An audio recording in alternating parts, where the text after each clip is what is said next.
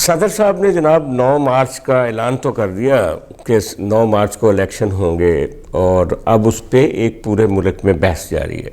क्या सदर साहब ये कह सकते हैं, वो ऑर्डर कर सकते हैं, वो डिक्टेट कर सकते हैं, उनके पास ये कॉन्स्टिट्यूशनल पावर है या नहीं है?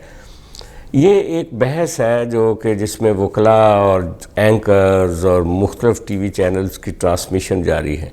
लेकिन यहाँ मैं आपसे ये गुजारिश करना चाहता हूँ कि सदर साहब के पास डेफिनेटली कौमी असम्बली का अगर इलेक्शन होने जा रहा हो तो वो इलेक्शन कमीशन के साथ मशावरत का उनके पास एक प्रीव्यू होता है कॉन्स्टिट्यूशनल, और उसमें वो फैसला कर सकते हैं। लेकिन ये मामला 2 सूबों की असम्बलियों का है और यहाँ 18वीं तरमीम के बाद जो इख्तियारात हैं वो गवर्नर्स के पास चले गए हैं दोनों असम्बलियों के नए इलेक्शंस की डेट मुकर्रर करना या इलेक्शन कमीशन के साथ मुशावरत करना।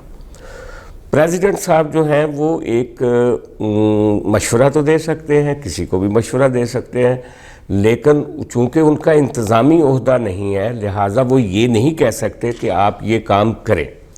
एग्जेक्टिव ऑर्डर प्रेसिडेंट साहब के दफ्तर से जारी नहीं हो सकता ये पार्लियामेंट्री फॉर्म ऑफ गवर्नमेंट पे।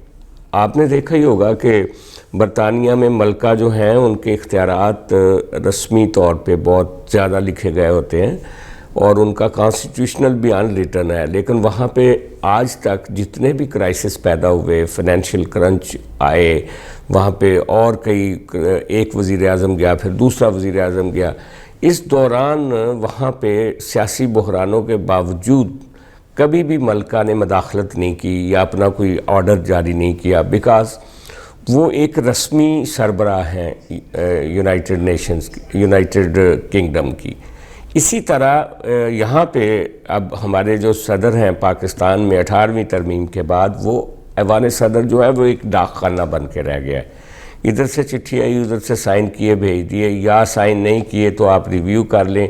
वो मशवरा दे सकते हैं, वो एग्जेक्टिव ऑर्डर नहीं दे सकते। अच्छा खैर, ये तो एक लंबी बहस है और आप इसको देख भी सकते हैं मुख्तलिफ टीवी चैनल्स पे। मैं आपको ये एक ख़बर दे रहा हूँ यहाँ पे कि 9 मार्च को इलेक्शन नहीं होने, 9 अप्रैल को इलेक्शन नहीं होंगे, ये एक ख़बर है। उसकी रीज़न क्या है? उसकी रीज़न इसके 2 पहलू हैं। एक पहलू तो आईनी है कि जी 90 दिन में इलेक्शन होने चाहिए, उसका जिक्र हम ज़रा बाद में करेंगे, आईनी हवालों का और अदालती हवालों का।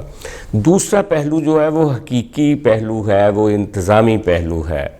किसी भी मुल्क में इलेक्शंस करवाने के लिए 2 चीज़ों की बुनियादी ज़रूरत होती है। पहली चीज़ है आपके पास बजट होना चाहिए उस इलेक्शन को करवाने के लिए, और दूसरा उसकी सिक्योरिटी। आपने देखा होगा कि पाकिस्तान में तो ख़ास तौर पे कई जगह पे रेंजर्स, कई जगह पे आर्मी, कई जगह पे पुलिस को, और कई हसास पोलिंग स्टेशंस होते हैं वहाँ पे एक्स्ट्रा मेजर्स लिए जाते हैं, आर्मी भी होती है, पुलिस भी होती है।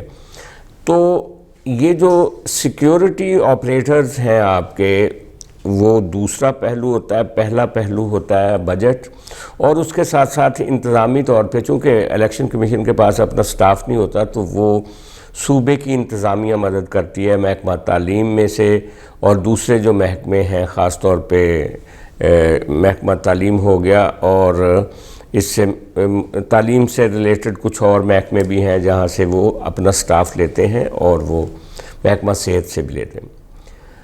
तो वो सूबों के मरहून मिन्नत होता है इलेक्शन कमीशन उनके स्टाफ की वजह से।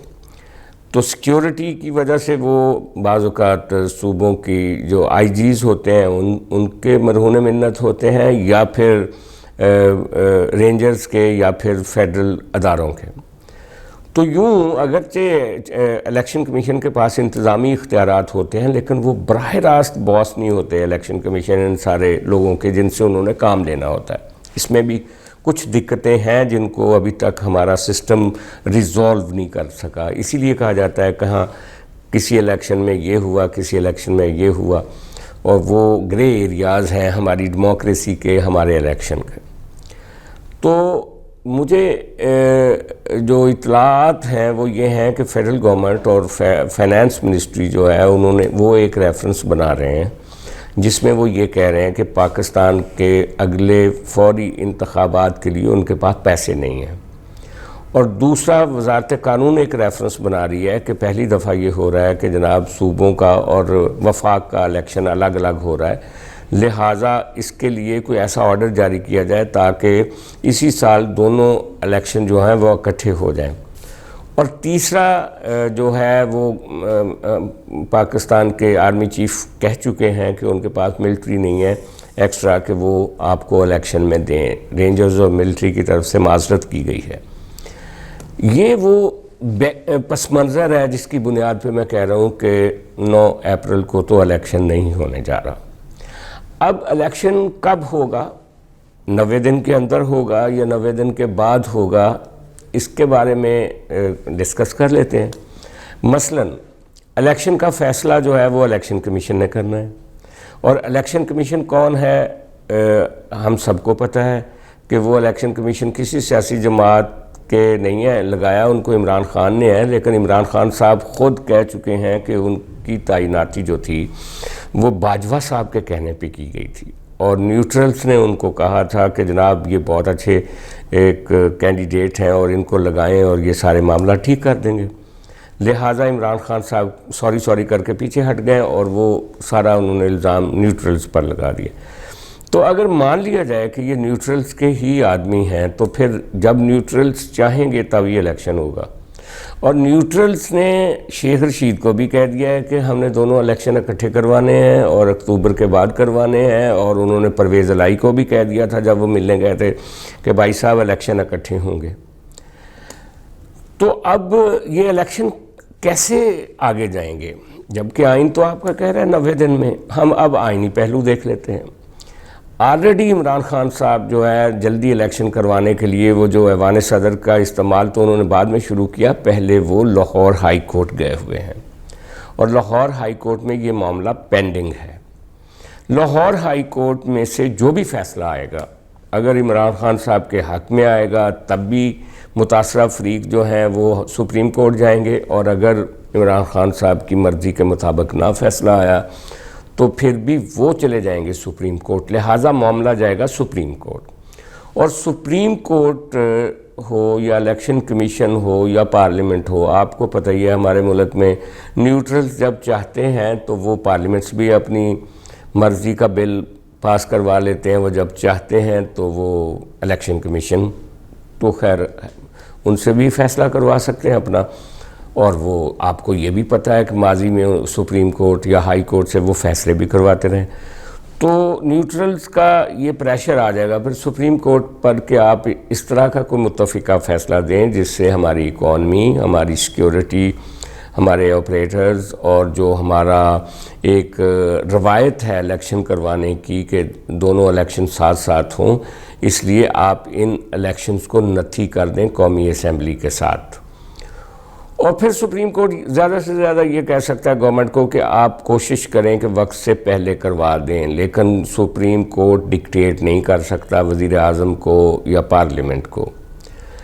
तो इलेक्शन बहरहाल फिर चला जाएगा मियाँ शहबाज शरीफ की काबीना और मियाँ शहबाज शरीफ और मियाँ नवाज शरीफ और आसफ जरदारी और मौलाना फजलुर रहमान की मर्ज़ी के मुताबिक कि कब होना है। अगर सुप्रीम कोर्ट से इस तरह का फ़ैसला आ जाता है तो उसके बाद इलेक्शन जो है वो अक्टूबर नवंबर में ही होंगे, क्योंकि जब जून में इन्होंने बजट देना पीडीएम ने तो उससे तो चीखें निकल जानी। इमरान खान साहब जल्दी इलेक्शन इसीलिए चाहते हैं कि उनका ख्याल ये है कि हुकूमत काफ़ी ज़्यादा अनपॉपुलर है, महंगाई है मुल्क में, और उनका नैरेटिव भी बिक रहा है। अगरचे वो अमेरिका से पीछे हट गए हैं, वो एस्टेब्लिशमेंट को भी कह रहे हैं कि मैं आप लोगों के साथ काम करने के लिए तैयार हूँ, लेकिन उनका ख्याल है कि नीचे ज़मीन हमवार है। अभी अगर इलेक्शन होगा तो वो डेफिनेटली प्राइम मिनिस्टर ऑफिस में दोबारा से रिटर्न हो जाएंगे। ये वो पस मंज़र है जिसकी वजह से वो जल्दी इलेक्शन चाहते हैं। और दूसरी तरफ पीडीएम चूँकि महंगाई कर रही है, आईएमएफ के साथ उन्होंने इमरान खान का तोड़ा हुआ मुआहदा नया बहाल किया है, और उनको ये है कि जितनी सीटें उनकी तवक्को है वो शायद वो ना मिल सके उनको, लिहाजा वो इलेक्शन को आगे ले जाना चाहती है। आगे ले जाकर भी पीडीएम को कुछ मिलता है या नहीं मिलता, या इमरान खान साहब को नुकसान होता है ये नहीं होता, ये तो वक्त ही फैसला करेगा। लेकिन इस वक्त बहरहाल मैं जैसे पहले कहा कि इलेक्शन प्रेसिडेंट साहब की मर्ज़ी के मुताबिक 9 अप्रैल को तो बिल्कुल होने नहीं जा रहे।